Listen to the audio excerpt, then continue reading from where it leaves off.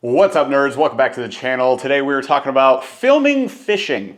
Filming fishing videos. Have you ever made one? I've never filmed fishing ever once, according to the comments in most videos. I've never done that before. Is this your first time? It's my first time. So we did get a lot of questions on a recent video where we unboxed the GoPro Hero 13, which is a new camera we're going to be running. We also have a DJI Action Cam 4. We might even pick up the Action Cam 5. A lot of people talk about the Insta360. There's a million different cameras out there.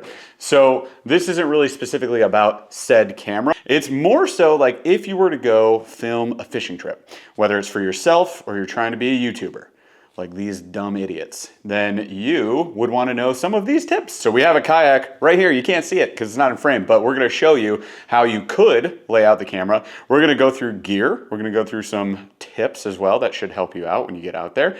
And we're going to give you those like critical things that you can't not think about and account for when you make a fishing video, because like we said, we've made so many of them at this point that those things become automatic for us. Yep. But when it's your first time, third time out or whatever, they're things that you kind of have to have that mental checklist. So hopefully if you want to film that video that Jeff was talking about, you can be successul on your first try instead of your 800. So let's start out with some gear. The first thing I would say is you need a camera.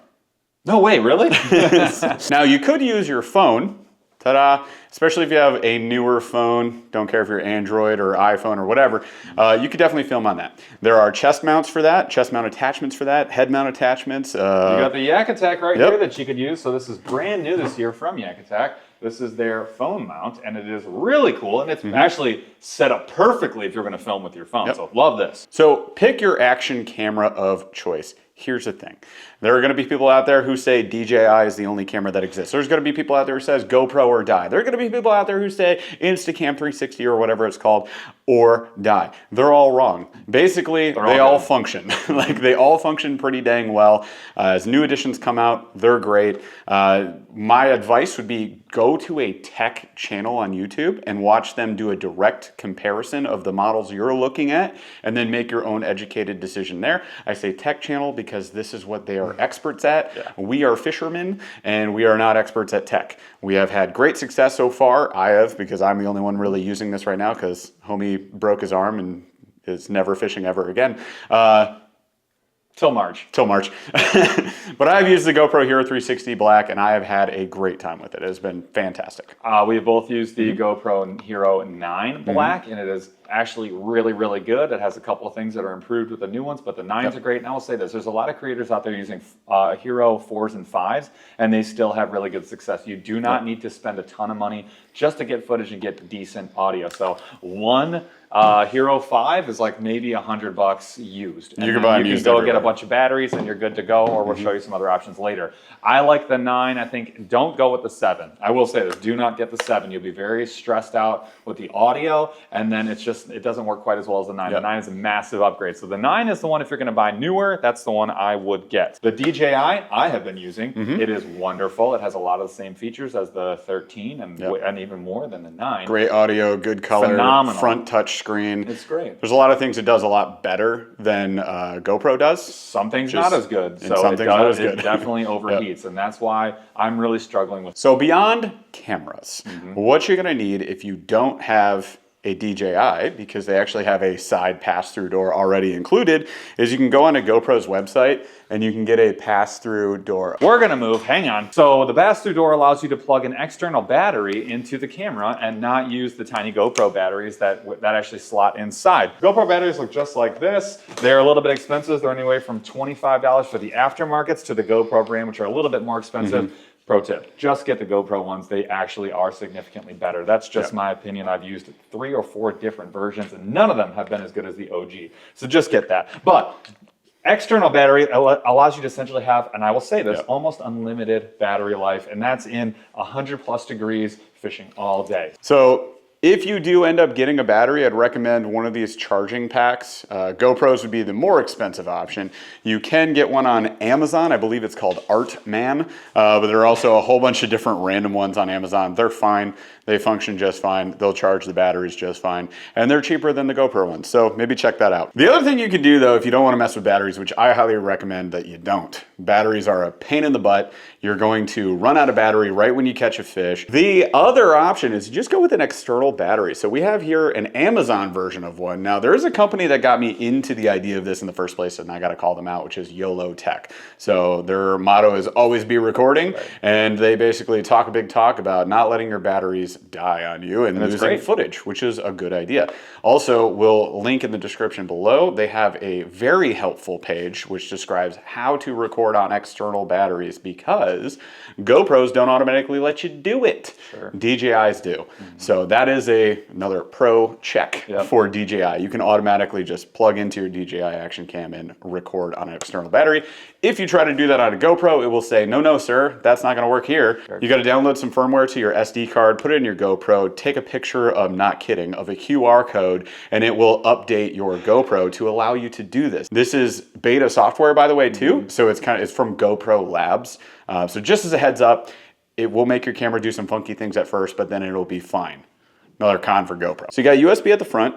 I ordered this. I would recommend a coiling style USB to USB-C cable. You put your USB into said section there. You're like, what is this gross gunky stuff on the front? That is normally much cleaner looking, trust me. So it's this stuff. It's just a putty that allows you to make those pass-through sections watertight, right? So I can make that watertight. I can make this watertight. I never bother with it. Just don't dunk your GoPro when you do this. You will ruin your GoPro. This is the biggest con about external batteries. If you happen to go over, that GoPro is deceased. So just own that and know it. And definitely get the GoPro $50 subscription per year, because that could be a free camera for you. So you get a little insurance there. Highly recommend. And usually I do not. Most of the time, be like, never do that. But in this case, especially if you're doing the external battery, do it. Plus, they give you a discount on all the accessories that you buy off GoPro's website. So it makes it worth it. You can get your money back in the end. So I get it coiled because then you can do this. You just wrap that cord around so it's not in the way. Otherwise, it's going to be sticking out in frame and you're just going to see this wire sticking out. I've done it. Then you just plug that into your pass-through door there and you are ready to power up. Beep, beep, beep. There it is. And then you're powered up. So we've got that. And you can see that little white text there. That is what happens when you use the beta software from GoPro Labs. So that's the funky thing that it does.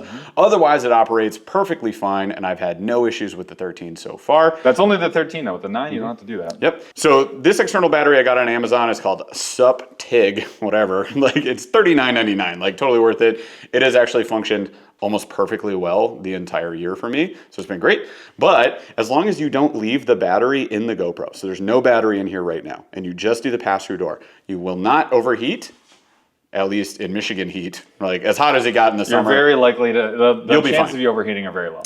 And you can leave the GoPro on the entire day. 6 to 8 hours, no problem. What I recommend doing is there's a setting you can add called hindsight. So hindsight is going to now, hi, see me? There you go, camera on camera. You can see this little counter at the top. It's going +8, +9. This is actually recording constantly, but also dumping that file. So you can record up to 30 seconds in the past. Hindsight, get it? Pretty cool. It's my favorite feature on the GoPro, period. What it allows you to do is, let's say you're fishing, nothing's happening, and all this would have been footage. This is just footage you would have had to sift through to figure out looking for a fish catch. All of a sudden, you catch a fish. Now, record. You just press the button while you're fighting that fish, and now it captured the last 30 seconds. So before you caught the fish, now you're recording that and saving it. Now you do your whole thing, you show the fish, you say, look what I did, this is the lure I used, et cetera, whatever it is that you do in your filming process. You throw the fish back, you stop recording, and now you had everything that you needed, but you dumped all the footage you did not need. That makes this really easy. You're not, when you're in the editing process after the fact, you're not sifting through a lot of footage, and you have short clips only of what you want while you're fishing. So you can also set these to voice activated, and then you can say, GoPro, start recording, and it'll start recording. See the red light? We're good. So if nothing's happening, you just leave it on in hindsight and don't do anything. And then you set the hook, GoPro, stop recording, and it'll do what you want it to. So That voice activation feature, while it can be very convenient, for me has been inconsistent, especially on the GoPro Hero 9 Black. I can't speak to any other ones. I haven't used the 13, but I tend not to use it because, again, it's inconsistent. And in that moment, it might be the one time where I can't not be fighting that fish, and that's an issue for me. I will also say this about using the hindsight mode or loop mode. A lot of people like to use loop mode. The issue for me with those is that I like to have B-roll, and some things happen that you forget about, and sometimes you just forget to push the button. Honestly, it happens to me all the time. So you got to know thyself. It's a skill set. You really have to teach yourself how to manage it, and you got to figure out how you want it. That hindsight mode for Jeff works really well. I like to capture the B-roll, so I'm comfortable going through the footage. I can usually remember the day. It's fresh in my mind, and I already know what I'm looking for. That being said, do what works for you. We're just trying to give you some options. Also, file organization is much better on the GoPro Hero 13. Significantly better. And also on the Osmo. DJI. With the Hero 9, you get this very funky naming convention when you save your files. And if you're using an external battery, it only saves it in 11-minute increments. And so you'll end up with, on a full fishing day, 45 different clips, all not in order, with a weird naming convention that you have to decipher all on your own when you're trying to go to bed and you're editing. So it's not fun. And we're, again, just talking about when you plug your SD card into your computer and upload all those files. So you get a list of numbers and letters, and you're like, oh, well, where was that catch at? I have no idea. GX0039654221. The timestamps are more consistent on the DJI Osmos as well as the 13. They can be organized in order. That alone is worth the price of admission. The one thing you got to know about using a big, heavy external battery that is attached to your GoPro like this is, one, it changes your viewpoint because it moves it up a little bit. And two, it's heavy, it's bulky, and it's kind of bouncy. It's top heavy. Yes. So what happens is if I wear this on my chesty, I'll just show you guys. Check this out. So when this is set up like this, the microphone. I truly cannot. Or and then especially when you sit down, you're just whacking yourself in the lap. Whap. We'll go with that. We'll go with lap. So yeah, it's a little bit bouncy. Now there is a fix for this that I've seen a lot of folks do, which is that you take a zip tie on either side of this and you zip tie around the chesty. Works. It works, and you're now permanently mounted to your chesty. You so sure are. One of the nice things about this is that you can. There's two things you can do. You can use those bendable ties. That's a big one. Yep. You can take this off and you can do selfie stuff. So now I can like film fishing, and then I can go intro, outro for video pretty conveniently. Now what he's talking about is if you just had a battery, you could still do that. But if you're using an external battery, one like this that I'll show you in a second, you have a cable attached to it. So there's no cable on this one, and that's really important. The cable is just this short piece.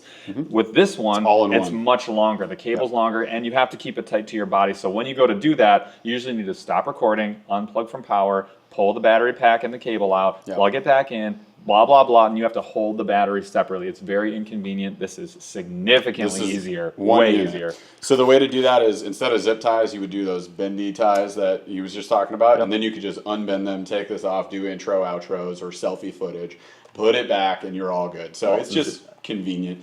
So that is a good way to fix this. The other thing is, if you're using this setup, you're not going to put it on your head, a head mount. Right? So with this setup though, like this is a little bit heavy to put up on your head. Yeah, you're going battery in the camera for this one for sure. So this is really like a chesty only. It can be used on some of the mounts we'll show you on the Kayak. Because it's heavier and it's extended a little bit more, you're going to get a lot of wobble. We'll show that later. Again, there's a really good stabilization in the GoPro. It's pretty much the best on the market. It's very good. And it's still going to wobble. I've tested this. There is a GoPro hat that has like a clip in it as well that you guys could definitely check out. I've never used it. Apparently it floats too.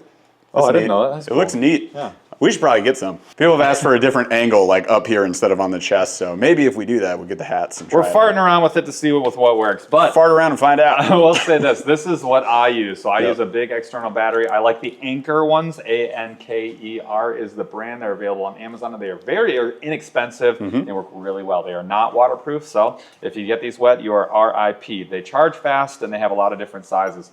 I like a size like this, and there's a specific reason for it. Because it fits inside very easily of a PFD. The thing about using this is you can plug your GoPro into your chesty over the top of your PFD. You can drop your battery right in here, and I angle. This is why I actually hate these PFDs. This is why I don't use this PFD. This is the Old Town PFD. It's not our favorite. Zip this over, and then now you just plug right in. It's Yep. very convenient, lasts all day. You can actually carry a couple of different versions. Like, so this is the Naqua version. I'm gonna be testing that this year. And it actually has a pocket in the back, which is super dope. Yep. So you can plop that right in there too and do the exact same thing. Things to call out, I mentioned the size. Make sure you don't get one that's too big. Bigger Yep. is not always better, it's just more weight. And then I actually like to have two because if one overheats, I've got another small one Yep. that I can plop in. So I actually do carry two of these. So USB plugs in right there. You slot it in, you zip it up because you don't want that falling out.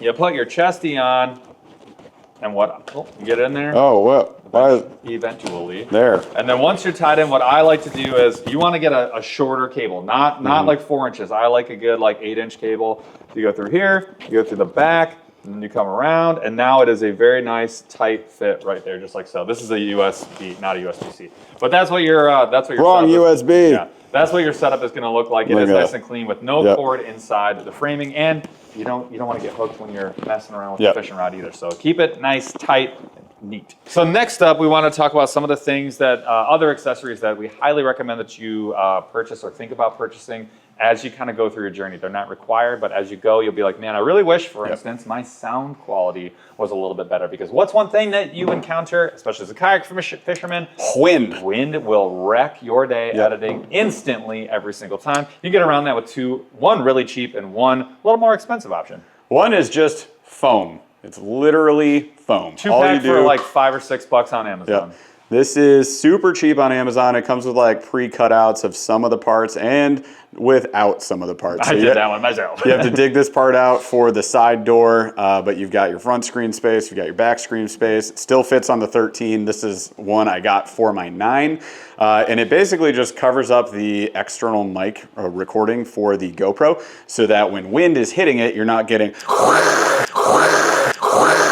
instead you're getting like a subtle, just a gentle whisper of It's wind. not much. It makes a huge difference for almost no money, and I just throw it in with my kit whenever I go. Another option would be this one right Spend here. more. Spend So- a lot more, and you could get yourself the...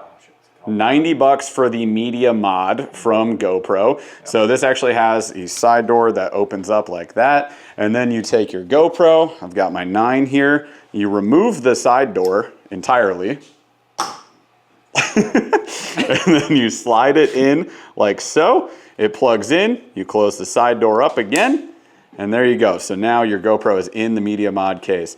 Again, this is also putting you in a situation where this is no longer waterproof. You're not dunking this thing. You have all these plugs on the back, so you can include external microphones, more power, all different sorts of accessories can be plugged into this, which is why it's called the media mod. That would include lighting, which I've also done as well. Yep. So that is also going to prevent a lot of that wind noise and all of that. That said, this is a directional mic, so you have to be talking at this to record sound that well. This is where we run into the problem of framing, which we'll get to in a little bit on the video, where if your camera's behind you, it's behind me, like this. You can't hear a darn. You can't. thing. You have Nothing. to turn around and talk to it, essentially. So that's a problem. And if you're using this and it's front facing on your chesty, or if it's on the head mount, same thing. You're not going to get as good of audio. It will pick up most of it because you're so close to it anyways, but it's just quieter. But the mic that comes with the camera without this directional Without mic is an this. omnidirectional microphone. So it picks up from behind, below, whatever, all around. So audio is great without this if it's on your chesty or if it's on your head mount. Yep. I only use the media mod typically when I'm indoors or when the wind is horrific. In of doors. And when you want to add external microphones like we have right here. So We're using the DJI external microphone. This is probably the only thing that I will say is absolutely the best of the best. $300 and you get this crazy metal case. It is all metal. It charges in here. This metal case, I actually haven't charged this case up in a million years, but you charge the case up and then it internally will charge all of your mics. You can see my battery output there. And the controller unit. Yep, we got the receiver. We got the 2 mics as well. So you got dual mic setup that you can do. These are really cool. They pick up audio very well. They're really adjustable.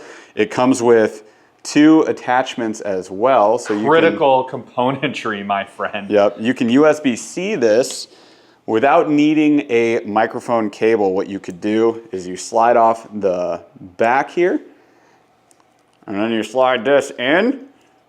Ta-da! And then, so then you can just plug it into stuff. So you take your USB-C on the back of the media mod there, for example, and you can just plug that right in, and it sits right there. So that's really cool. Or you can plug it in as the other USB-C one plugs in the bottom of your phone, and then now you can instantly just have the controller unit on your phone, the receiver on your phone, and then I'm using the mic. So I've started using that for my shorts and things of that nature, and the sound quality is so much better. It is hard to explain. It's phenomenal. The reason it's so good is because it's similarly priced to the Rode mics, which is like the other go-to external microphones, but the audio quality is better, the adjustability is better. Away. Yeah. All around it, coming with all the adapters, with all the plugins. The range is better, the quality's better, everything's better. I didn't get to this, but the DJI cameras and the GoPro 13 at least have this magnetic attachment. The new ones have this, and it's wonderful. Dude, this is so good. So it is very grippy, easy on, easy off. Not a lot of the upgrades are game changers. That is a game changer. This used to be really annoying with the windscreen, right? Like I used to have to unscrew, take these little hinges or feet or whatever you want to call them, flap them down, get it all screwed back in. Now, all I have to do is pop it off and pop it back on, and there we go. Dude, and dropping it is a much lower risk because of the magnet. You wouldn't think you would need the magnet, but it makes it much less likely that you're going to drop or unseat it unintentionally. There are a bunch of lenses available for the GoPro 13 specifically. Now you can get lenses for a lot of these cameras. They're usually aftermarket. They pop on there. These are really cool though. We did show these off in the unboxing, so I'm not going to spend a ton of time on it. What I will say is what you might consider at the very least is getting the ND filter set. Now the ND filters specifically are made for motion blur, so you can do cool action camera sequences. That's not as important as the fact that if you use the higher ND filters, the 16 or the 32, on those really bright days, it actually acts sort of like a polarizing lens. So when I'm out in super bright setting, I can pop on an ND filter, and if it's like a normal day, I just don't use it. We're talking about getting that crystal clear picture even when the sun is directly glaring on your GoPro. This would be something that I wouldn't recommend getting when you're starting. This would be something for way later on when you're like, look, how am I investing in the quality of my footage later on. But so they do have like a close-up lens. They do have a super wide lens. But eventually they're going to have a cinematic lens. So there you go. Something to check out. But you mentioned a big camera, like the one that we're actually filming on right now that we'll show you. Why would you How will I show it when it's there? Why would you ever even think about doing something like this? We have two. So this is the one that I can recommend. It's also the least expensive high-quality one that you can get. Still $1,000. It's still $699 to $899 actually, Paul. But then you get all the accessories that you're really going to want, and you're going to spend $1,000. So this is the Sony ZV-1. So you can also flip the LCD screen, the display off the back there, and it's pretty cool. So that helps us with like framing, which is something we've talked about, so we can see everything that's going on, check your lighting, all that stuff. Take a thumbnail and know what you're looking at. Get ready for that, filmers. That's what I'm saying. These are things that you really want to plan out. So having the external screen on your GoPro, for using that, even when you're doing unboxings and stuff in an office setting or indoor setting, it's really nice having the front screen because you can frame while it's actually happening. On the bottom, you've got your option for your battery, memory card, all that stuff, but more importantly, like mounting features. So what you're seeing on this is additional. This is not included with the Sony ZV-1. This is a metal cage for it actually with a bunch of accessories that are super neat. Why? Because batteries are such an issue with filming because they die and then you gotta charge them and then you gotta wait for them to charge and all that crap. Or you can take an external battery, same one we use for our GoPros, and this little cage right here slips right into the top of that, and then you just plug it into your camera, and now we're running one right now. You can run all day long. Otherwise, your Sony batteries, they're gonna die at the higher resolutions especially. They're gonna overheat. The cameras overheat a lot more this way. But this will save you from overheating issues. It'll last all day. It's just the best way to go. So this company is called Small Rig. There it is. This company is called Small Rig. We'll link them in the description below. This has been very useful. I've loved it. Also, it includes a shoe. That's what these are, cold shoe. That's what these are called, where you can slide in your audio device. They're all hanging on Paul's camera right now, but that way you don't have stuff just like hanging off, which we used to. It also has a very crucial feature if you ever want to record things like lures called product showcase mode. And that allows you to take something, I got a lure right here, hang on. You take something and you hold it up really close, and if your lighting is better than we did today, and then magic. So it'll zoom in, like I'm almost on the lens right now. You can get super close with this. Macro at a heck. Yep, so you can get a lot of detail in there. That is pretty cool. And if you, like I said, if you want to film lures and stuff up close, it's a It's a must-have at that point. It's a necessity. You're just going to be able to do a job like that has now become the standard, and that's the thing with all this additional equipment that we're talking about. While you don't have to have it, especially when you start, you can just get away with a camera and a chesty. And we'll show you some of the other mounts though. But as the quality of other people's videos goes up, all of a sudden you're at a disadvantage if you're trying to like have people watch your videos. You're at a disadvantage if you're not doing those things. So you want decent quality for your footage. Doesn't have to be cinematic quality by any means. It should not be. You're working too hard for it. In fact, don't. Yeah, you're gonna work your butt off if you try to get like the best audio, the best visual, and it's not gonna pay off. Like it just won't. So I'm just letting you know. Make it good enough that a story can be shared on the internet, because that's really all you're trying to do. And it's visual enough and the audio is legible. Like I can actually hear what you're saying, and then you're good. So real quick on lighting, it's simple. There are lights. Well, It's actually really hard. It's actually really difficult. So my methodology that I use especially when I'm indoors, there's basically 3 things with lighting that you absolutely have to have, especially if you're wearing hats. This is the thing with fishermen that you forget all the time. You need to have lighting from above, and then you need to have lighting with a hat slightly below or at face, slightly below your hat line, from 2 angles, not from 1. So right now we have 3 total lights, including the one that's on in the garage. So this is what 3 lights looks like. That's what it's supposed to look like. If I turn 1 off and now we're down to 2, all of a sudden, again, you're seeing that shadow, not quite as good. If I got down to just the one that's in the garage, now, because you're getting a ton of shadows. Now turn the garage light Yeah. on. Not quite as good. Now again, you want 2, one from the left and one from the right. They need to be equal and they need to be adjustable, because a lot of times, like in here, the lights are really, really cold, blue, and the ceiling, so we have really warm lights in the front to counteract that, so you're not just getting this hyper cold, so warm being yellow. We like to use the lights that we just showed you on tripods, or you can get adjustable like ram ball mounts or swing arms. So Paul in the future is going to be mounting them to his ceiling in his office, and they'll be able to be pulled down and face any direction. That is clutch. I also do that with my computer setup at home for when we podcast, and that makes a huge difference. So there's a whole bunch of lights out there. The ones we use for our computer setups are from Elgato. Is it Elgato?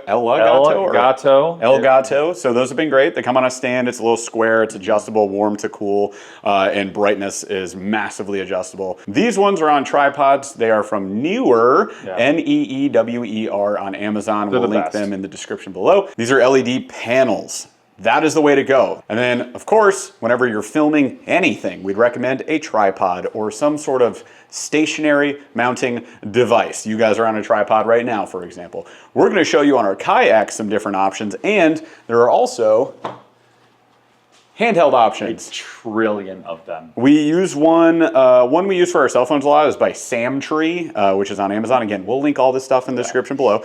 But this one from GoPro is pretty dang sick, so it's actually extendable. And then it also has a tripod base. Very sturdy, will stay in place. For a GoPro, not other stuff. But I use it for lights and I use it for the GoPro. The thing that makes this one so clutch also, you can hold it. That's what makes this one so clutch, because you can just hold the dang thing. Selfie. And when you go all the way down to nothing, it's a really easy, this is hard to beat for the money. So I like that one a lot. So we're going to use a secondary feature of the Sony ZV-1 right now, which is taking you off of Product Showcase to use the internal stabilizer, and you can kind of walk it around. So let me show you on the Kayak behind me how we like to mount GoPros. If we're not doing chesty, if we're not doing the head mount, there's a few other things you can do. Hell of a Kayak here. Gorgeous little boat you got. Really nice. New Canoe Unlimited. Gosh dang, it's purple. All right, you guys, so we're going to look at some of the mounting options. We've gone overboard so that you can see all the ones that we've considered using. We don't use these most of the time. Why? Because as Paul mentioned, it drastically increases the amount of work that goes into filming a video. If we are to put them out, we have to be able to keep the work to a minimum or it won't happen. We're just a couple of dads. We don't have a lot of free time. So being a dad is number 1. Putting food on the table is a close second. And then, filming is a close 58. So you get what you get. This is a fun job. We have to keep it fun.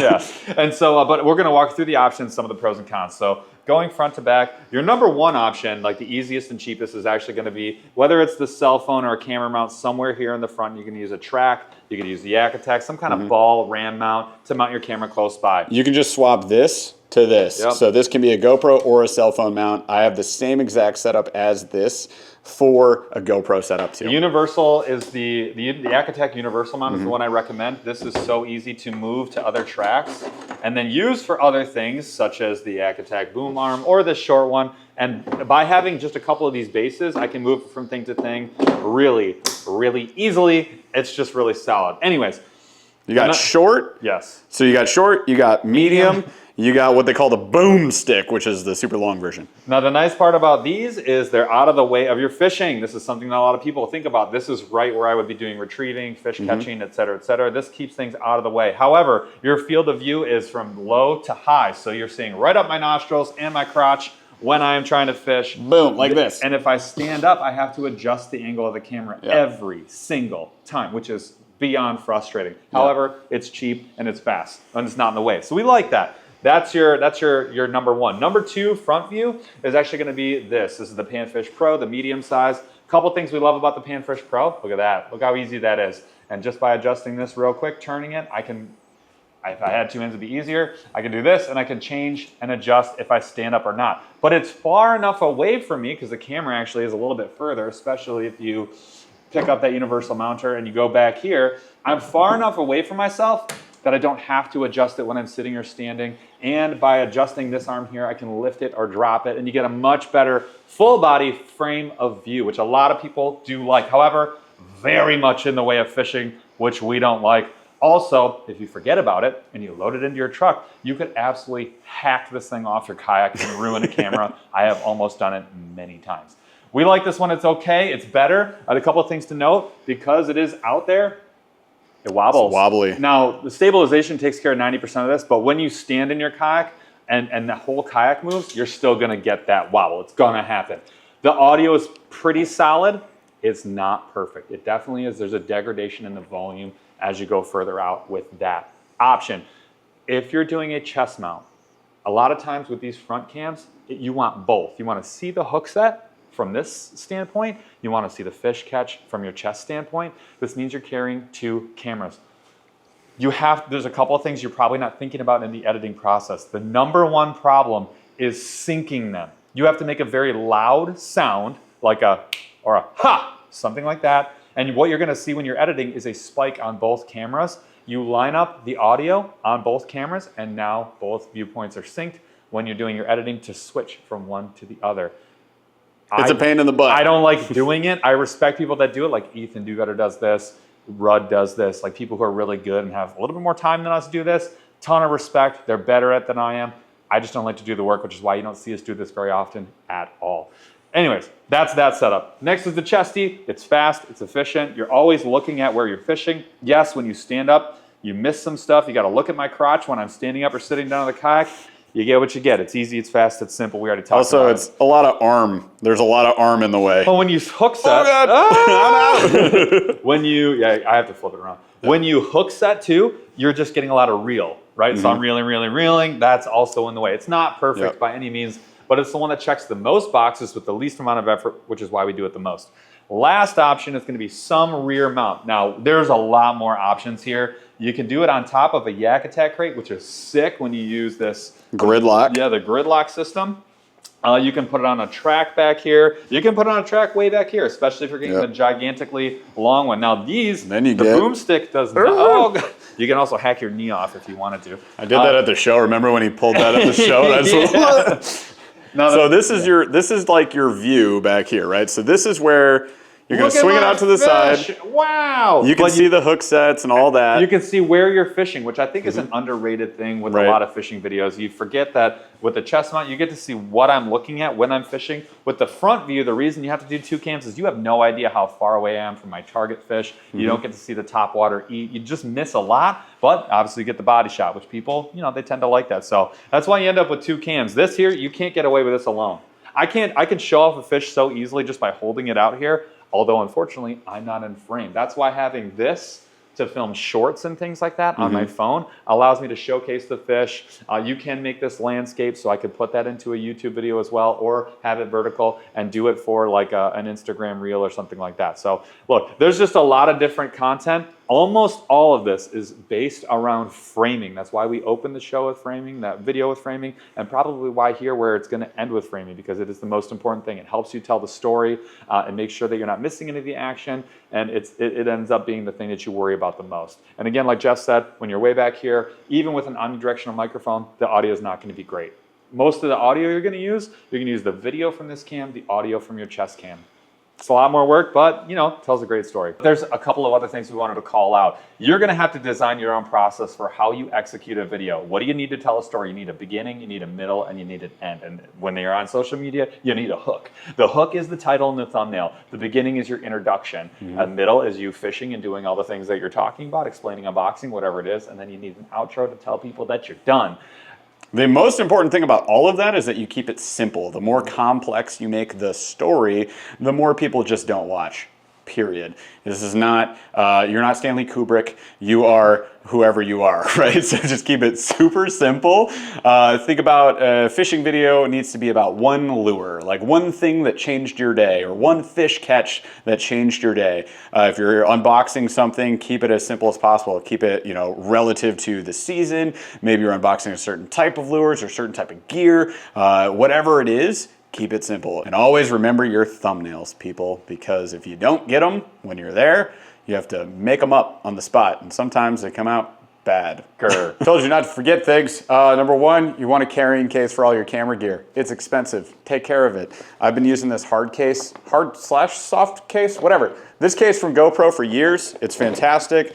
I also use a Busby Quick Cube in the large size, which will hold most of my GoPro stuff. So when I go fishing, I'm like, hey, don't forget camera bag, and then you're good. And lastly, don't forget your memory cards. So we would recommend at least getting a 256 gigabyte SD card. So specifically, you want these up here, the gold SanDisk Extreme. There are a million types of SD cards. The other ones all suck. Just get the Extreme SD card from SanDisk specifically. Get the 256 and you'll be good. Like, it works all day for GoPro. It'll record up to 22 hours of 1080p footage on a GoPro at 30 frames per second. And it will record plenty on 4K on our Sony ZV-1. So you're good. Get that. And then also, because you're gonna end up with a couple of them, get one of these. So this one is from Kiora Photo. Doesn't matter. Amazon, whatever you can find. Amazon, a case. There you go. Well, lastly, what are your standard settings for a GoPro? So listen, you can record in up to 5.3K on the GoPro Hero 13. You don't need to. You're not gonna be able to tell enough of a difference. It's kind of like if you look at PlayStation 5 footage versus PlayStation 5 Pro footage. To me, it looks exactly the same. Maybe my old 36-year-old eyes aren't very good at picking up the high definition of that, but you don't need all of them pixels. 1080p, totally fine. It gets you more footage. It keeps you from overheating no matter what camera you're using. And it's good enough. You can record at a higher frame per second, 60 frames per second, 120 if you want to really do slow motion footage. If you're not doing slow-mo, 1080p 60 is very smooth. That would be my recommendation. If you're fishing, definitely use the wide or super view. Linear is way too closed off. You're not gonna see anything. Super view on a kayak allows you to see where I'm casting, see the rod, see the lure, see the fish, all of that stuff. So it's the widest view that they have for that. So yeah, just go super view on that. And then if you're indoor and you're looking at stuff up close, that's the only time you go linear 4K. All right, that's it for this episode, you guys. Hopefully this was really helpful for you. If you're looking to get into filming some stuff, whether it's, you know, to try and make a go at being a YouTuber, if you just want something to present to your family afterwards. Have fun. Links to a lot of stuff that we talked about, again, are in the descriptions below, so go check those out. And if you would, so kindly, like and subscribe on this video, and we'll catch you guys out on the water next time. Okay, bye. Bye.